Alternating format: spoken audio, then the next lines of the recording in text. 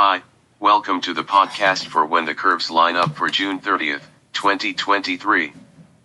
Please see the article that includes diagrams of today's events on the website. Text by Jeffrey L. Hunt. In Chicago, the sun rises at 5:19 a.m. Central Daylight Time, followed by sunset at 8:30 p.m. The month and the calendar quarter end with 15 hours, 11 minutes of daylight at Chicago's latitude. The sunset time is still at the latest time of the year. Venus' chase of Mars ends this evening with a quasi-conjunction. During the winter and spring months, Venus closed a gap in the sky to Mars. This evening's closest spacing is 3.6 degrees, a near or quasi-conjunction. A conjunction would occur if Venus passed Mars. Since they do not share the same celestial longitude, but appear within 5.0 degrees, this is known as a quasi-conjunction. In his book Astronomical Tables of the Sun, Moon, and Planets, Jean Mies lists 23 quasi-conjunctions of the planets from 2011 through 2040, 19 are with Mercury. One occurs with Mars on August 13th. The gap is 4.7 degrees. 3 nights later, Venus has a quasi-conjunction with Regulus. The brilliant planet eventually passes Leo's brightest star in October when they appear in the morning sky. Venus appears to be approaching Mars in the sky, but in space they are nearly 160 million miles apart. Venus, on an inside orbital path, is overtaking our planet. This evening the distance is about 46 million miles. Earth continues to pull away from Mars, on an outside and slower orbital path. Tonight, it is over 205 million miles away, and appearing dimmer than when it was closest on November 30th, 2022. The website has a diagram to show the relative places of Earth, Venus, and Mars in the solar system. Please see it via the link in the description section of this podcast. Here is today's planet forecast. In the morning sky, bright Jupiter is in the eastern sky with stars Capella and Aldebaran. The planet is nearly 30 degrees up in the east at 1 hour before daybreak. It is slowly moving eastward in front of Aries, 11.1 degrees to the lower right of Hamal, the constellation's brightest star. Capella, Auriga's brightest star, is over 15 degrees above the northeast horizon. It is the fourth brightest star visible from mid-northern latitudes, after Sirius, Arcturus, and Vega. To the unassisted eye, Jupiter looks like a bright star. The word planet is from the Greek planeita, meaning wanderer or wandering star. The 5 bright planets, Mercury, Venus, Mars, Jupiter, and Saturn, are seen without an optical assist and they move relative to the fixed stars of the constellations.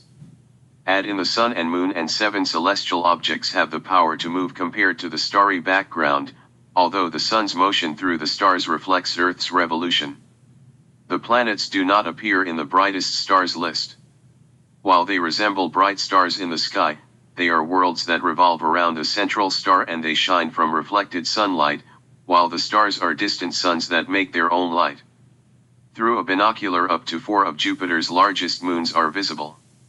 At 5:15 a.m. CDT, the planet's great red spot is visible at the planet's center in the southern hemisphere through a telescope. This occurs a few minutes before sunrise in Chicago, but the spot can be seen earlier during twilight. The scene occurs in a darker sky for North American sky watchers farther westward from Chicago. Look for the Pleiades star cluster, less than 20 degrees up in the east-northeast, and below a line from Capella to Jupiter. Aldebaran is below the stellar bundle and near the horizon. Saturn, dimmer than Capella, is nearly 40 degrees above the south-southeast horizon. The ringed wonder is retrograding, an illusion that the planet is backing up compared to the starfield, in front of Aries. The star Fomalhaut, meaning the mouth of the southern fish, is about halfway from the horizon to Saturn. Frequent podcast listeners recall that Saturn was approaching Deneb Alchdi, meaning the kid's tail, from the west as the planet disappeared behind the sun earlier during the year. When Saturn reappeared in the eastern sky, it was east of the star. This morning the separation is 13.2 degrees. After midnight tomorrow, Mercury is at its solar conjunction.